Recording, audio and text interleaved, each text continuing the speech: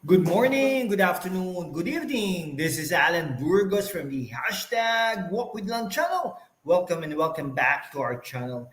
Guys, if you are not yet subscribed to our channel, please do it so now so that you can be a part of this growing family. Officially, we are now 8,700 subscribers, guys. Konti na lang, guys. Magna 9,000 subscribers na tayo. Maraming salamat po sa inyong lahat.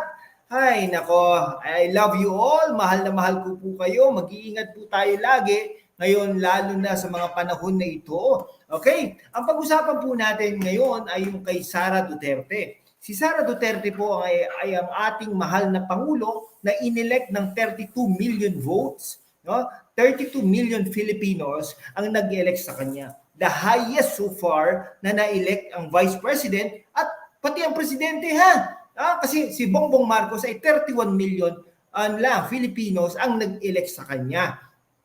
Okay, yun po ang katotohanan doon ha. Hindi po natin malaman bakit po ganoon. Pero ang alam natin, 32 million ang bumoto sa kanya, no? Mas higit sa 31 million na bumoto kay Bongbong Marcos, no? At tayo po naman ay bumoto kay Bongbong Marcos nung nakaraan, no?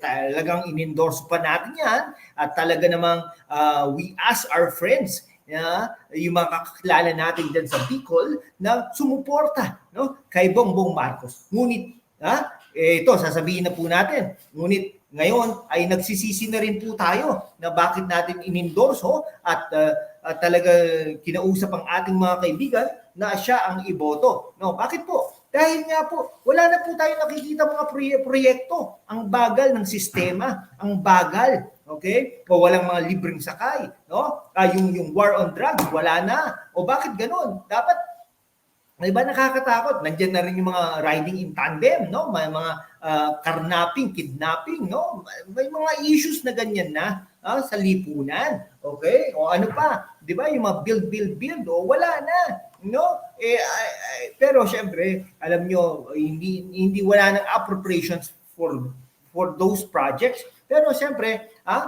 siguro baba na dyan for the last 3 years or last 2 years niya. No, para naman maano, no. Pero ngayon talagang sising-sisi na rin tayo, no. Yung mga no smoking policy natin, at saka yung parang bilang public official ay dapat masyado kang matipid, doon natin nakita, no, si Pangulong Rodrigo Roa Duterte noong mga panahon na yun, okay? At saka parang Rodrigo Roa Duterte parang Isko Moreno sa tingin natin, no? Kaya si Vice President Sara Duterte ay naglabas ng kanyang damdamin na nagsisisi na siya na i-endorse sa BBM sa KOJC, no? Humingi ng kapatawaran ang ating mahal na pangalawang Pangulo, Sara Duterte, sa mga miyembro ng Kingdom of Jesus Christ, KOJC, dahil sa pang-inganyo sa kanila na iboto si Bongbong Marcos noong 2022 election.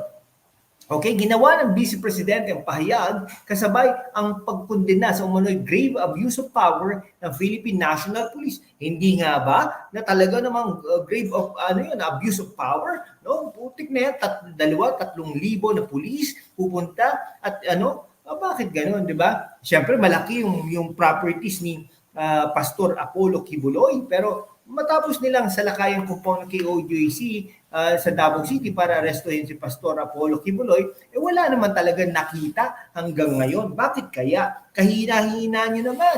No? Talagang kinokondemn ni Vice President Sara Duterte ang gross abuse of police power in the takeover of the KOJC compound, which led to the harassment of religious worshippers, the abuse of minors, and the unnecessary loss of life. Diba? Di ba ang mga Duterte ang dahilan bakit po nailibing ang matandang Marcos, no? Diyan sa libingin ng mga bayani, no? Talagang ito daw yung akto na to ay talagang blatant violation of constitutionally protected rights but a betrayal of trust that we Filipinos place in the very institution sworn to protect and serve us, sabi niya. Nilinaw ng Vice President na bagamat hindi niya kinokontra ang implementasyon ng anumang warrant of arrest, hindi naman umano katanggap-tanggap ang paggamit ng puwersa sa mga inosenteng deboto ng KOJC. Okay? Kaya nais ko ring humingi ng kapatawaran sa lahat ng miyembro, deboto o bumubuo ng Kingdom of Jesus Christ sa panghikayat o pakiusap ko sa ko sa inyong iboto sa Bongbong Marcos Jr. ng 2022. Naway mapatawad ninyo ako. Nako po. Noong Sabado, naglabas din ng statement si dating Pangulong Rodrigo Roa Digong Duterte, no, laban sa kaharasan sa KOJC compound. Di ba? Ano siya, si Pangulong Rodrigo Roa Duterte ay siya ay property custodian nila, di ba? We sympathize with the members of the KOJC for having become victims of political harassment, persecution, violence, and abuse of authority.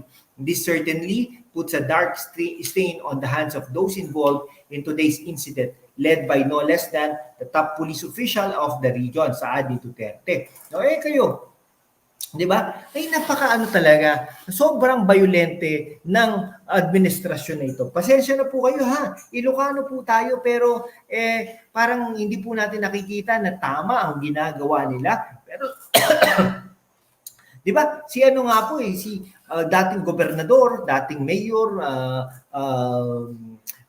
Chavit Singzon ay talagang tatakbo bilang senador ng Pilipinas sa hanay ng mga Duterte. O kaya baka mag-independent yan. Kaya nga po hindi natin maintindihan anong nangyayari na sa ating bansa. No? Hindi po tayo putol sa pag-aresto kay Pastor Apollo Kibuloy. Pero yung parang ano po bakit sobrang dami, no? Yun po at saka ano po yan religious compound yan, no? Kaya po kayang gawin yan ng administrasyon na ito sa mga iglesia ni Cristo? Hindi po ako naniniwala na kaya nilang gawin. Bakit nila kinakaya ang KOJC? Yun lang pong punto doon no? Kung criminal si Pastor Apollo Kibuloy, arestuhin yon. Pero yun lang po ba ang dapat na paano nyo mag-aresto? Ganun lang po ba dapat? Hindi po ba dapat yung intelligence officer nyo ay magaling din? Di ba? Dapat masaktuhan nyo na paano siya lalabas, etc. Kung mag-stay siya doon, mag-stay siya doon, di ba? Ayun ang punto doon. No? Kung underground, hindi underground, di ba? Pero ibig ko sabihin, doon lang ba siya? Yun lang bang natin?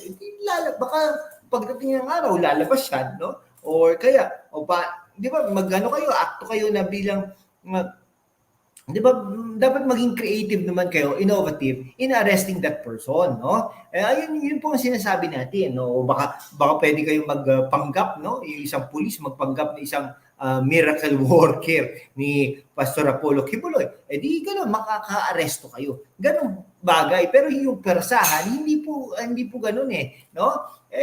Pilipino din po yan. Pero sinasabi po natin, kung pagbabayaran niya ang kanyang mga kasalanan, pagbayaran niya. Pero hindi po sa ganyang paraan.